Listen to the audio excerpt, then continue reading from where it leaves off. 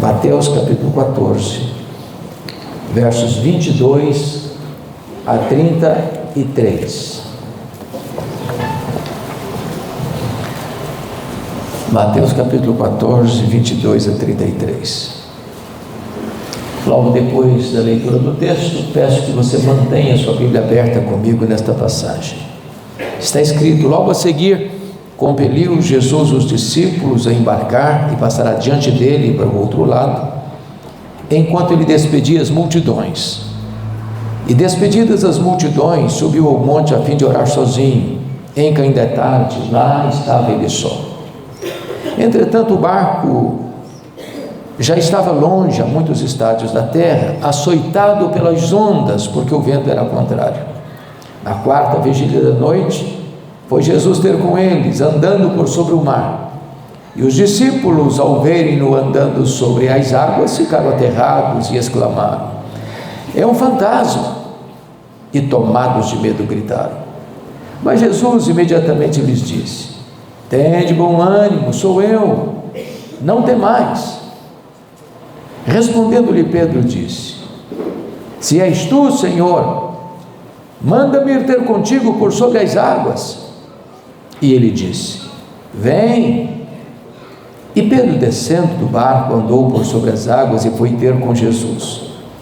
Reparando, porém, na força do vento, teve medo, e começando a submergir, gritou: salva-me, Senhor! E prontamente Jesus, estendendo a mão, tomou e lhe disse: homem de pequena fé, por que duvidaste? Subindo ambos para o barco, cessou o vento. E os que estavam no barco o adoraram, dizendo: verdadeiramente és Filho de Deus. Amém. O contexto desta passagem revela-nos duas coisas que aconteceram com Jesus. Primeiro, ele estava numa fase tão intensa do seu ministério que ele não tinha tempo para comer, para cuidar de si, em face das múltiplas demandas das multidões. O segundo fato é que Jesus, nesse tempo agitado, de agenda congestionada, ele recebe uma trágica notícia: seu precursor, João Batista, acabara de ser brutalmente assassinado por ordem de Herodes Antipas, tetrarca da Galileia. Diante desses dois fatos, Jesus tomou uma decisão: sair para uns dias de descanso num lugar ermo com seus discípulos. Diríamos nós hoje, para uns dias de férias. Férias não é luxo, é necessidade. Mas houve um furo de imprensa, e quando Jesus chega nesse local com seus discípulos, as multidões já estavam lá à espera de Jesus. E em vez de Jesus despedir as multidões e continuar de férias com seus discípulos, ele se compadeceu daquele povo, passou a curar os seus enfermos, a ensinar toda aquela gente. O dia já estava se declinando, quando os discípulos de Jesus, do topo da sua pretensa prudência, sentiram-se no direito de dar conselhos a Jesus, e chegaram para Jesus e disseram: mestre, esse lugar é ermo, tem muita gente, aqui não tem padaria, aqui não tem supermercado, aqui não tem lugar para comprar comida para tanta gente, também não tem dinheiro para comprar comida para tanta gente. Então o mais sensato a fazer é mandar esse povo embora. E Jesus desconcerta os discípulos, dizendo assim para eles: dai-lhes vós mesmos de comer. Bom, mas agora eles são encrencados de fato, porque não tem lugar para comprar comida, não tem dinheiro para comprar comida. Eram 5.000 homens, além de mulheres e crianças, 12.000 pessoas. Aliás, fizeram uma pesquisa e descobriram que tinha uma receita de 5 pães e 2 peixinhos para uma despesa de 12.000 pessoas. Impossível. Mas o que os homens não podem fazer, Jesus pode fazer. Aleluia. Jesus multiplicou pães, Jesus multiplicou peixes e entregou nas mãos dos discípulos para que eles alimentassem aquela multidão. E aí que começa o nosso texto. Veja você, logo a seguir, compeliu Jesus os discípulos a embarcar e passar adiante dele para o outro lado, enquanto ele despedia as multidões. Logo a seguir, o quê? Logo a seguir, o que acabamos de relatar. Mas isso nos leva a uma pergunta necessária: por que Jesus não permitiu que os discípulos ficassem com ele para despedir as multidões? Por que Jesus não orienta, pede ou aconselha, mas compele, ordena, obriga os discípulos a entrar no barco e voltar para Cafarnaum? Do que Jesus está protegendo esses discípulos?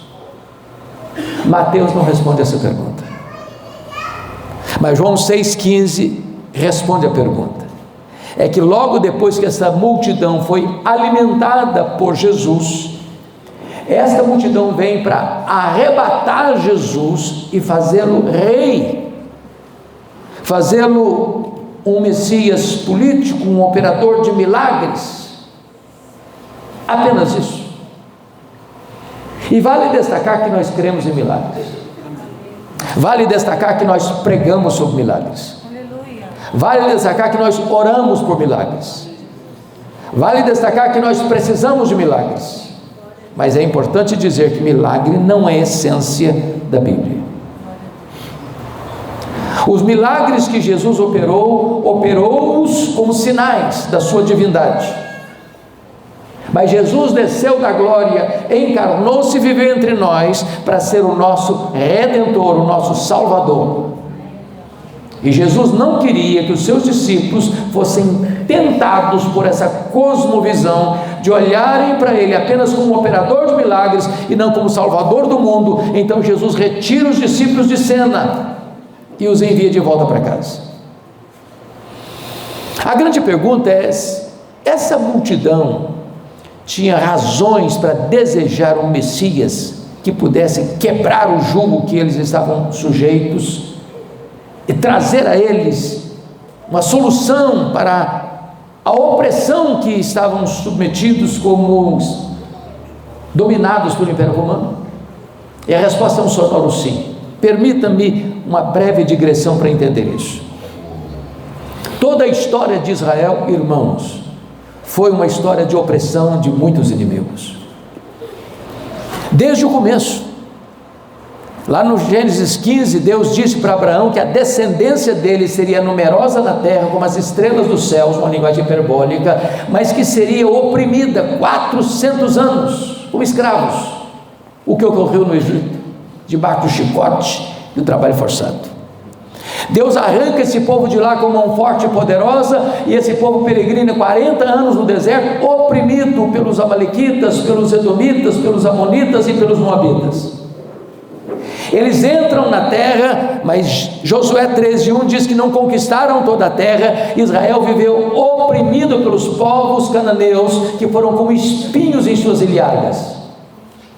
Depois disso vem o longo período dos juízes, 330 anos, no período de maior instabilidade econômica, moral e espiritual de Israel, e eles foram oprimidos pelos inimigos que vinham, confiscavam as suas terras, roubavam os frutos da sua lavoura e os deixavam à míngua. Então o povo pediu um rei, inaugura-se a monarquia em Israel, e o primeiro rei de Israel morre num campo de batalha pelos seus arqui-inimigos, os filisteus. Depois da morte de Salomão em 931 a.C., por inabilidade política de seu filho e sucessor Roboão, as tribos são rasgadas, e 10 delas seguem a liderança cismática de Jeroboão I, formando o reino do norte, cuja capital veio a ser Samaria, e durante 209 anos, com 19 reis, 8 dinastias, nenhum rei andou com Deus, e essas 10 tribos do norte foram oprimidas e oprimidas e oprimidas pelos seus inimigos, até que em 722 a.C. a Síria veio e levou esse povo para o cativeiro, nunca mais de lá retornando. As duas tribos do sul, Judá, aguentaram um pouco mais, mas em 586 a.C., Nabucodonosor cerca Jerusalém, destrói o templo de Salomão e leva o povo para 70 anos de exílio na Babilônia. A Babilônia caiu, mas Israel ficou debaixo do controle do Império Medo-Persa. O Império Persa caiu, mas Israel ficou debaixo do controle do Império Grego. Alexandre o Grande precocemente morre antes de completar 33 anos de idade, e quando ele morre, o seu reino é dividido para 4 generais. Israel ficou ora sob o poder dos Ptolomeus do Egito, ora sob o poder dos Seleucos da Síria, até que em 63 a.C., Pompeu conquista Israel. Israel agora está debaixo do controle e domínio do Império Romano.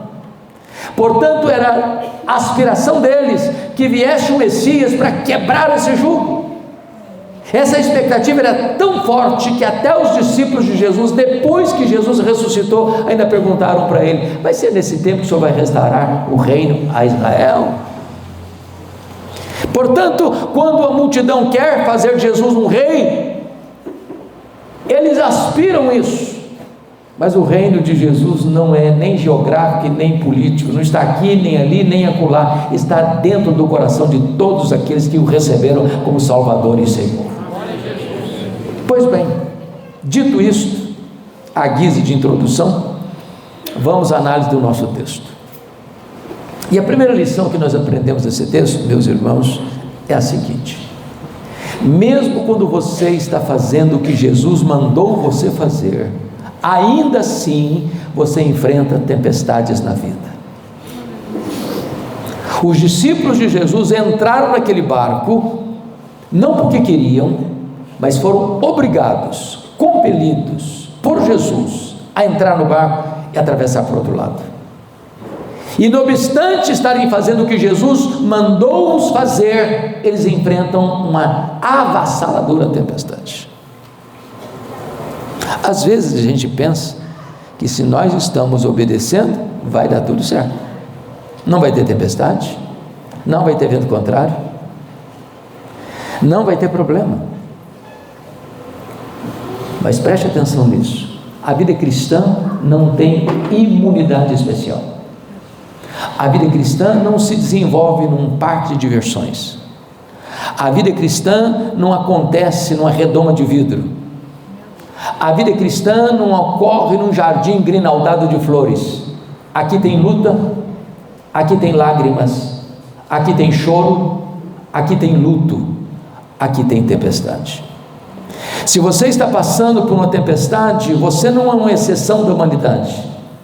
Elas fazem parte da jornada cristã. Segunda lição: nas tempestades da nossa vida, Jesus sempre vem ao nosso encontro, sempre vem, mas não no nosso tempo, não do nosso jeito. Vejam vocês que quando Jesus manda os discípulos entrar no barco e atravessar, era dia ainda. Se você olha esse mar da Galileia, vocês todos sabem, não é um mar, é um lago. O maior reservatório de águas doces do Oriente Médio, 21 quilômetros de comprimento por 14 de largura. O trecho que eles deveriam percorrer não dá 1 hora de viagem, não dá 1 hora. Já passam das 3 horas da madrugada e eles estão no epicentro da tempestade, no miolo da crise. Agora notem, o texto nos informa que, despedidas as multidões, Jesus subiu sozinho para esse monte a fim de orar. Entretanto, Marcos 6,48, que é paralelo desse texto, diz que lá desse monte, Jesus olhava e os via em dificuldade. E a pergunta é: se Jesus os via em dificuldade do monte, por que não veio ao encontro deles? Por que tanto tempo? Permita-me um diagnóstico. Quantos nesse auditório já oram por uma causa há mais de 5 anos? Levanta a mão, só para eu saber. Há mais de 5 anos. Você já fez essa pergunta para Deus? Por que, Senhor? Até quando, Senhor? Por que a resposta não chegou? Por que eu estou orando por essa causa há tanto tempo e não vejo solução à vista? Permita-lhe dizer, quando Jesus está aparentemente demorando, não é porque ele está longe, não é porque ele está indiferente, não é porque não se importa, é porque na verdade ele está preparando algo maior e melhor para a nossa vida. É porque ele quer nos levar a um grau de experiência com ele que talvez até então nós não tivemos. Na verdade, ele não chega atrasado. O Kairos de Deus é diferente do nosso Cronos. Ele vem no seu tempo, ele vem da sua forma, para o louvor da sua glória. Terceira lição do texto: Jesus sempre vem ao nosso encontro, ainda que na quarta vigília da noite. Todos vocês sabem que a noite era dividida em 4 vigílias: das 6 da tarde às 9 da noite a primeira, das 9 da noite à meia-noite a segunda, da meia-noite às 3 da madrugada a terceira, das 3 da madrugada às 6 da manhã a quarta vigília, a hora mais escura da noite. Por que ele vem às vezes só na quarta vigília? Numa linguagem bem brasileira, no último furo da correia, na última volta do ponteiro, quando você está mais cansado, quando você acha que agora não tem mais jeito, que agora o caldo entornou, que a situação ficou irremediável, que agora o diagnóstico não tem mais cura, que agora a situação ficou tão complicada que você diz: agora não tem mais solução, agora eu já joguei a toalha, agora eu já perdi a esperança, agora um milagre não é mais possível. Ele vem na quarta vigília da noite, meus irmãos, para dizer o seguinte: quando os recursos da terra se esgotam, os recursos dos céus estão ainda plenamente disponíveis. Quando o homem chega ao fim da linha, Jesus intervém e faz um grande milagre. Quando você acha que não tem mais saída, ele abre uma porta onde não tem mais saída. Quando você pensa que você vai morrer de sede, como Agar pensou que Ismael morresse de sede, Deus abre uma fonte no deserto. O Senhor é o Senhor da causa perdida, o Senhor é o Deus dos impossíveis. Ele faz quando o homem não pode mais fazer. Ele chega ainda aqui na quarta vigília da noite. Então não jogue a toalha, então não desanime. Jesus continua no controle. Alguns de vocês têm acompanhado a luta que nós temos travado com o nosso netinho Pedro, que nasceu no dia 30 de setembro do ano passado, precocemente, 28 semanas, com apenas 1 quilo, altamente contaminado pela infecção que havia tomado o corpo da sua mamãe, a minha nora. E com 3 dias de nascido, rompeu o intestino. Ele teve que fazer uma grande cirurgia para extrair, retirar 20 centímetros do seu intestino. 3 dias depois, uma segunda cirurgia, porque o intestino voltou a romper, para fazer uma colostomia. Ele ficou 102 dias no CTI. Durante 2 vezes, ficou 50 horas, 2 vezes, sem fazer xixi, e os médicos diziam: se não fizer até tal hora, os órgãos entram em falência e não tem mais o que fazer. Já passou por 5 cirurgias. Muitas vezes os médicos nos chamaram e disseram: se vocês acreditam em Deus, então orem, porque a ciência, a medicina não tem mais o que fazer. Noites de lágrimas, noites de oração incessante. Numa dessas muitas vezes que a família foi chamada para dizer: não tem mais o que fazer, a minha nora disse para o médico: eu queria tanto pegar o meu bebê no colo, eu não tive esse privilégio. Ele nasceu, já foi para o CTI, cheio de tubos, de fios. E o médico disse para ela: mamãe, não faça isso, ele está morrendo, ele está partindo, você vai ter um grande trauma, ele vai morrer nos seus braços.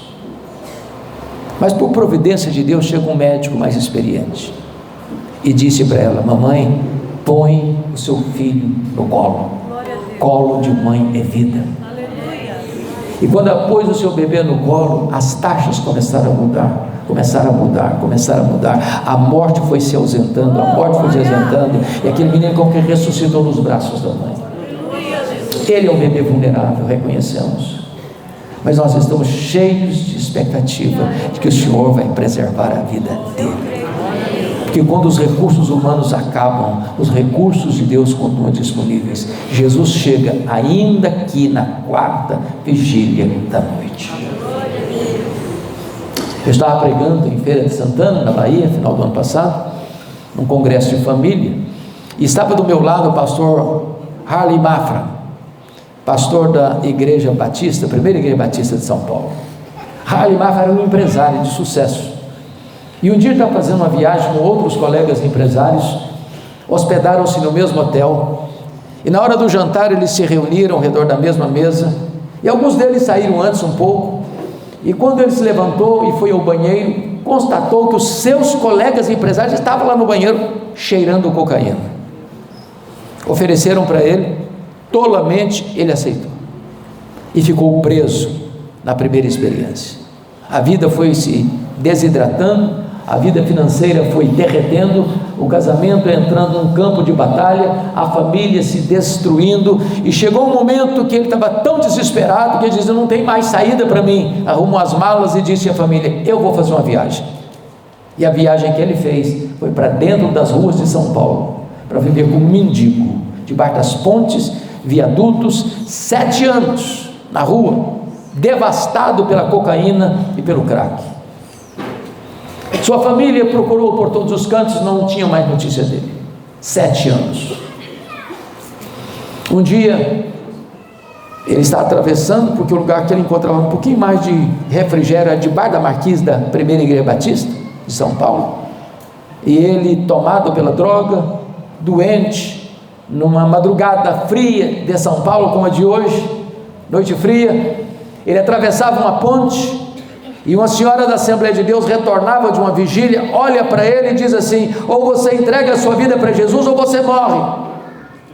Ele termina de atravessar a ponte, entra numa praça, a filha que nunca desistira de procurá-lo está passando pela praça. Aleluia. Olha, torna a olhar, observa, reconhece: é o papai, é o papai. Ela sai do carro, abraça aquele homem maltrapilho, mal cheiroso, bota no carro. 7 anos de luta nas clínicas de recuperação, mas Harley Mafra recuperou sua sanidade física, Harley Mafra recuperou sua sanidade mental, Harley Mafra recuperou o seu casamento, Harley Mafra recuperou sua família, Harley Mafra recuperou sua vida financeira. Harley Mafra é pastor da igreja que ele dormia debaixo da marquise, drogado nas madrugadas de São Paulo.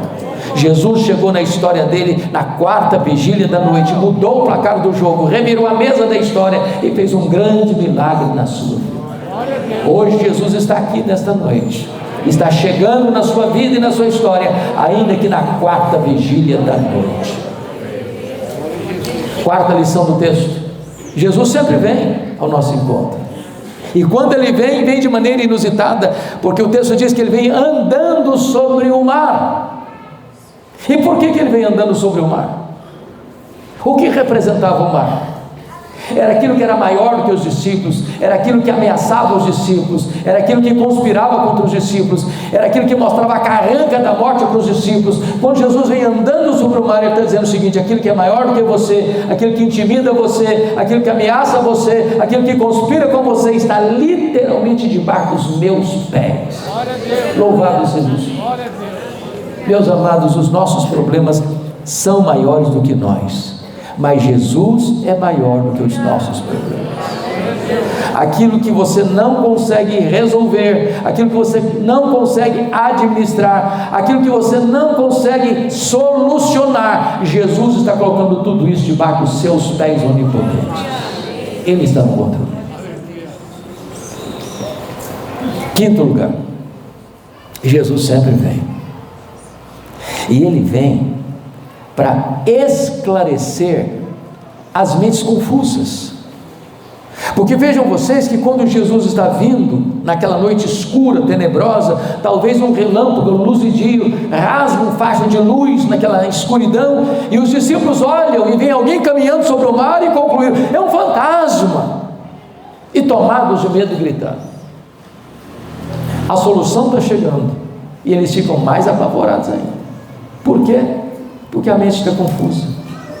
Acharam que Jesus era um fantasma. Mas pasmem vocês, esses homens já eram crentes e ainda acreditavam em fantasmas. Pasmem mais vocês, tem crente ainda hoje que acredita em fantasmas. A pergunta é: por que eles acreditavam em fantasmas? E a resposta é: porque desses discípulos de Jesus só tinha um que não era galileu, que não era da Galileia. Só Judas Iscariotes tinha nascido na Judéia. A Galileia era um território cercado de povos gentílicos e pagãos. Era a região mais povoada de Israel. Era até chamada de Galileia dos gentios, porque os povos que rodeavam a Galileia eram povos pagãos, eram povos idólatras, eram povos politeístas, eram povos com muitas crendices. Tanta é verdade, que em Mateus 16, quando Jesus está lá no extremo norte da Galileia, lá nas fraldas do Monte Hermon, lá em Bânias, onde nasce o Rio Jordão, lá em Cesareia de Filipe, Jesus faz uma enquete com seus discípulos assim: quem dizem os homens ser o Filho do Homem? E responderam: Senhor, o povo está tão confuso. Uns acham que tu és João Batista, outros acham que tu és Elias, outros acham que tu és Jeremias, outros acham que tu és alguns dos profetas. Ninguém acertou. Para um pouquinho só. Vocês estão dizendo que esse Jesus aqui é o João Batista? Mas o João Batista já morreu, foi degolado. Vocês estão dizendo que esse Jesus aqui é o Elias? Ora, mas o Elias foi arrebatado aos céus. Vocês estão dizendo que esse Jesus aqui é o Jeremias? O Jeremias morreu já tem mais de 500 anos. Como assim? É porque naquele tempo e já naquela época e naquela região se acreditava já em metempsicose, em transmigração das almas, aquilo que se chama hoje de reencarnação. Agora preste atenção: quando a teologia está equivocada, errada, o que ela produz é tormento, é medo, é pavor. Só a verdade liberta, só a luz de Jesus esclarece, só o Evangelho de Cristo traz paz ao coração. Por isso Jesus disse: não tenham medo, sou eu. Mas em sexto lugar, Jesus sempre vem, e Ele vem para acalmar o coração, e Ele vem para acalmar a tempestade. Irmãos amados, todos nós temos medo, sabia? É por isso que a ordem mais repetida em toda a Bíblia é esta: não temas, não tenhas medo. Mas o único remédio para tirar o medo do coração não são os nossos músculos tonificados, não é a nossa conta bancária, não é a nossa influência política, econômica, social ou religiosa. O único remédio para arrancar o medo do seu coração é a consciência de que Jesus acaba de chegar na sua história e na sua vida. Ainda que eu ande pelo vale da sombra da morte, eu não temerei mal nenhum, porque tu estás comigo. Agora notem, Jesus acalmou duas tempestades nesse mar da Galileia. A primeira está relatada em Marcos 4, 35 a 41, e lá primeiro Jesus acalma a tempestade para depois acalmar os discípulos. Aqui primeiro Jesus acalma os discípulos para depois acalmar a tempestade. E a pergunta é: por que ele muda de metodologia? Porque Jesus sabe que tem hora que a maior tempestade que nos açoita está fora de nós. Tem hora que Jesus sabe que a maior tempestade que nos assola está dentro de nós. Tem hora que o nosso maior problema é a circunstância, tem hora que o nosso maior problema é o sentimento. E Jesus está aqui nesta noite, e Ele conhece a tempestade de fora, Ele conhece a tempestade de dentro, e Ele está chegando aqui hoje para acalmar a tempestade de dentro e a tempestade de fora. Ele sempre vem. E quando Ele vem também para levantar o caído. Às vezes nós censuramos o Pedro, mas não devíamos censurar o Pedro. Não devíamos. Sabe por quê? Dentro daquele barco, o único discípulo que teve coragem e fé para dizer para Jesus: se és tu, Senhor, manda-me ir ter contigo por sobre as águas. Os outros não tiveram, ele teve. E Jesus diz: pode vir, Pedro, pode vir. E eu fico imaginando a cena, o barco sendo moído pela tempestade, rodopiando no meio do mar, a escuridão da noite, o vento fuzilando, as ondas encrespadas, o barco se enchendo d'água, e o Pedro bota o pé na água, e a água se transforma em terra firme diante dos seus pés, e ele tem uma experiência única, singular, extraordinária, e ele está caminhando sobre o mar, olhando sobranceiramente para Jesus, mas de repente, diz a Bíblia, ele repara na força do vento, teve medo e começou a afundar. Não censure Pedro. Sabe por quê? Porque o Pedro está aqui nesta noite. O Pedro não está entre nós. O Pedro mora debaixo da nossa pele. O coração do Pedro bate em nosso peito. O sangue de Pedro corre em nossas veias. Nós somos Pedro. O que me encanta nele é que ele não tenta resolver o problema sozinho. Ele clama por socorro. Salva-me, Senhor! O que é curioso que nessa conjuntura da tempestade, Jesus estava no monte, vendo-os em dificuldade e orando por eles. Hoje Jesus não está no monte orando por você. Hoje Jesus está à direita da majestade como nosso grande sumo sacerdote. E quando você estiver passando por um perigo, por uma ameaça, por um risco, clame a Jesus e Ele estenderá a mão para você. Clame a Jesus e Ele virá ao seu encontro. Clame a Jesus e a solução vai raiar na sua vida. Clame a Jesus e Ele vai arrancar você das gargantas da morte. Diz o texto que então ambos sobem para o barco e o vento cessa. Ele vai acalmar o seu coração e vai acalmar a sua tempestade. E agora eu levo vocês ao último versículo, verso 33, porque este versículo, irmãos, oportuniza-nos a mais recorrente pergunta da filosofia e da teologia. E a pergunta é esta: se Jesus nos ama, por que sofremos? Você já perguntou isso? Por que um crente cheio do Espírito Santo é surrado por um câncer, precisando tomar morfina na veia para suportar a dor? Por que um crente cheio do Espírito Santo vai fazer uma viagem missionária e o carro colide, uma colisão terrível, e o corpo dele é arrancado no meio das ferragens? Se Jesus nos ama, por que sofremos? E esse texto nos dá duas respostas. Primeiro, o texto diz que ao que subiram para o barco, os discípulos o adoraram. Agora, pegue a sua Bíblia e leia de Gênesis a Apocalipse, e você verá que as pessoas que adoram se prostram. Sabem por quê? Ninguém pode adorar o Deus vivo de narizinho empinado. Tem que se curvar. Tem que se curvar. Até os serafins cobrem o rosto diante dele. E eu vou lhes dizer que mais pessoas se dobram diante de Jesus na tempestade do que na bonança. Mais pessoas se dobram diante de Jesus na adversidade do que na prosperidade. Mais pessoas se dobram diante de Jesus na enfermidade do que na saúde. Às vezes, conforme diz o profeta Naum, Deus faz o caminho de acesso dele ao nosso coração na própria tempestade. Segundo lugar, sabe por que o Senhor permite a gente passar por sofrimento? Para nos levar a um nível mais profundo de experiência com Ele. Os discípulos disseram: verdadeiramente és filho de Deus. Mas eles já sabiam disso. Eles já sabiam disso. Eles já tinham visto Jesus fazer milagres extraordinários. Eles já tinham visto Jesus dar vista aos cegos, dar audição aos surdos, dar voz aos mudos, dar movimento aos coxos. Mas agora Jesus faz um milagre na vida deles. Na vida deles. Sabe o que significa isso? Jesus não quer que você tenha apenas uma experiência com Ele de segunda mão. Jesus quer que você tenha a sua própria experiência com Ele. Permita-me ilustrar.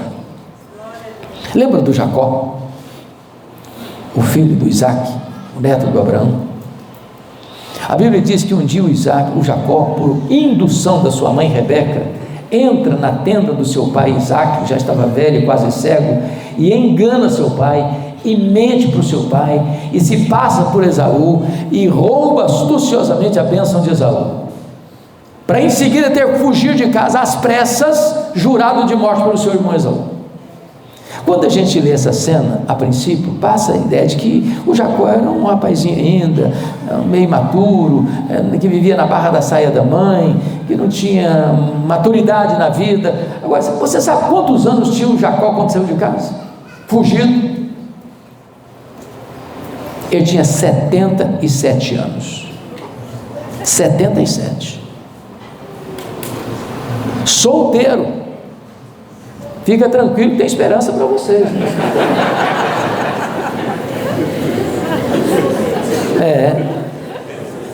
Aí você pode argumentar assim: pastor, o senhor não está chutando a idade dela, não? Não estou chutando. Eu vou provar para você que eu tinha 77 anos quando saiu de casa, fugido. Ele vai para Padã Aram e trabalha 14 anos para ter o direito de casar com quem? Com a Raquel. Com a Raquel. Quando ele está lá 14 anos, porque ele trabalhou 7 anos sem ter o direito de casar mesmo, de fato. Com 7 anos ele entra na tenda, pensando que está entrando na tenda com a Raquel. O sogrão deu uma pernada nele, não tinha luz elétrica, estava tudo escuro. Quando ele acordou de manhã, estava com outra mulher na cama, era Lia. Tinha que trabalhar mais cedo, mas já com direito de ficar com ela. Então, com 14 anos que ele está lá, nasce o José. Se ele foi com 77, com mais 14, 91. Então, quando o José nasceu, o Jacó tinha 91 anos de idade. Ele queria ir embora, o sogrão não deixou. Ele era um trabalhador meio escravo. Teve que ficar mais 6 anos. Ao todo, 6 anos mais. Portanto, se ele entrou com 77, com mais 14, mais 6, 20. Então ele voltou para a terra dele com quantos anos? 97 anos. O José tem quantos anos? Tem 6. O José foi vendido para o Egito com 17 anos. Com 17 anos. Se o Jacó tinha 91 quando o José nasceu, e o José foi vendido com 17 anos, o Jacó tinha 108 anos quando o José foi para o Egito. O José ficou no Egito 22 anos, 13 anos de luta, 7 anos de governo com fartura, 2 anos de governo com fome, 22 anos quando levou a família dele para lá. Se o Jacó tinha 108 anos quando o filho dele foi para o Egito, 22 anos depois, quantos anos tem Jacó? 130 anos. A Bíblia diz que foi para o Egito com 130. Ficou lá 17 anos, morreu com 147, é o que a Bíblia diz. Bom, isso é só estatística, não é o ponto que eu quero defender, não. Agora volta comigo para a história de Jacó. Jacó sai de casa com 77 anos. O primeiro pouso dele foi em Betel. Deus apareceu para ele e disse assim: eu sou o Deus de Abraão, eu sou o Deus de Isaac, teu pai. Mas Deus não complementa dizendo: eu sou o teu Deus. Até os 77 anos, Jacó só conhecia Deus como Deus do seu avô e o Deus do seu pai, mas não como Deus da sua vida. Passaram-se 20 anos. Ele está retornando para a terra dele, Canaã, aos 97 anos. Portanto, passando por Val de Jaboque, o Senhor Deus entra em luta com ele, e ele resiste, força com força, poder com poder, destreza com destreza. Ele não quer ceder, ele não quer ser transformado. Então diz a Bíblia que o Senhor o deixa aleijado para não perdê-lo para sempre. E quando o Senhor toca na articulação da coxa dele, e o Senhor agora quer ir embora, ele se agarra ao Senhor e diz: eu não te deixarei ir se tu não me abençoares. De que bênção ele está falando? Dinheiro não é, porque já é um cara rico. Família não é, porque já é um cara com família. Que bênção é essa que ele não pode abrir mão mais? É de ter uma vida transformada. Aleluia. Então o Senhor perguntou para ele: qual é o seu nome? Que pergunta mais óbvia. Qual é o seu nome? Por que o Senhor fez essa pergunta para ele? Porque há 20 anos ele tinha entrado na tenda do pai dele, e o pai dele havia perguntado: quem é você? Ele respondeu: eu sou Esaú. Você é Esaú mesmo? Eu sou Esaú. Agora ele abre mão da sua fuga e diz: eu sou Jacó. Jacó significa suplantador. É isso que eu sou Jacó, eu sou suplantador. E o Senhor disse: você não vai chamar mais Jacó, você não vai chamar mais Jacó. Aquilo não foi uma resposta, aquilo foi uma confissão. Você vai chamar Israel, príncipe de Deus. E ali diz a Bíblia que ele viu a Deus face a face, e a sua vida foi salva. E a partir dali Deus é conhecido na história por um outro nome: eu sou o Deus de Abraão, eu sou o Deus de Isaac, eu sou o Deus de Jacó. Agora Jacó tem a sua própria experiência com Deus. Às vezes Deus permite na nossa vida algumas lutas, para que a gente tenha a nossa própria experiência com Deus, nos levar a um nível mais profundo de relacionamento com Ele. Mas eu concluo com um versículo que não está em Mateus de novo. Porque João 6:21, texto paralelo deste, diz que tendo Jesus entrado no barco, o vento cessou e eles chegaram ao seu destino. Eles chegaram aonde? Ao seu destino. E eu quero dizer para vocês que nós também chegaremos ao nosso destino. Não numa praia, não num cais, não num porto, mas nas praias áureas da eternidade, na casa do Pai, na Nova Jerusalém, no paraíso, no céu de glória. E a Bíblia diz no Salmo 84 que nós vamos indo de força em força, e cada um comparecerá diante de Deus em Sião. A Bíblia diz no Salmo 73 que Deus nos segura pela sua mão direita, nos guia com o seu conselho eterno e nos recebe na glória. A Bíblia diz em Apocalipse capítulo 9 que quando o poço do abismo foi aberto, saiu de lá uma nuvem de gafanhotos que eram demônios, com cabeça de cavalo, com cara de homem, com cabelo de mulher, com dentes de leão, com couraças de ferro, atormentando os homens com picada de escorpião. O que significa isso? Esses gafanhotos, contrariando a sua natureza, não iriam devastar vegetação, iriam atormentar os homens. Cabeça de cavalo, é que o cavalo era a maior máquina de guerra conhecida naquele tempo. Uns confiam em carros, outros em cavalos, diz o Salmo 20. Rosto de homem significa inteligência. Cabelo de mulher, reportando aos cultos pagãos, quando ela soltava os cabelos em danças alucinadas e eróticas, sensualidade. Dentes de leão, destruição. Couraças de ferro, impossível enfrentá-los com armas convencionais.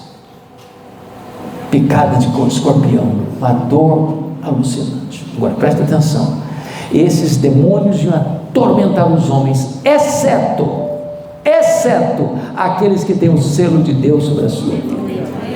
No dia que você creu no Senhor Jesus, você foi selado com o Espírito Santo da promessa, você foi marcado por Deus como propriedade exclusiva dele, e os demônios não podem atormentar você. Você está protegido debaixo do sangue do Cordeiro. Louvado seja o Senhor.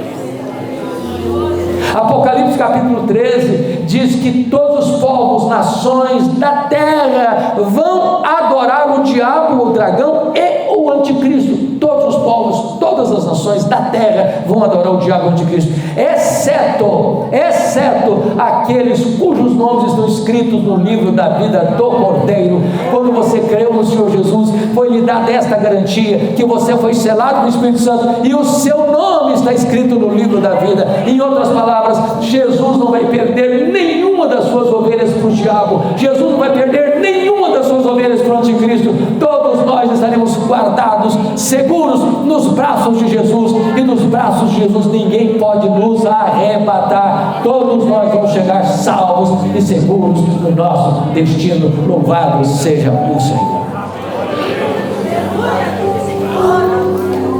Jesus está aqui hoje, e Ele sabe a tempestade que você está passando, e Ele está aqui hoje para acalmar o seu coração. Ele está aqui hoje para acalmar a sua tempestade. E Ele está aqui hoje para dizer para você: tenha bom ânimo, sou eu, não tenha medo. Ele está aqui hoje para colocar você dentro do barco com Ele e conduzir você salvo e seguro ao seu destino. Curva sua cabeça por um instante, eu quero orar com vocês.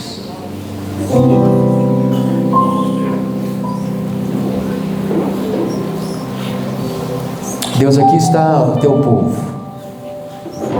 aqui está a tua igreja, aqui está a noiva do Cordeiro, aqui estão as ovelhas do teu pastoreio, aqui estão homens, mulheres, jovens, crianças que amam a Jesus, mas que não vivem numa redoma de vidro, estão expostos a tantos perigos, a mares revoltos, cruzando desertos tórridos,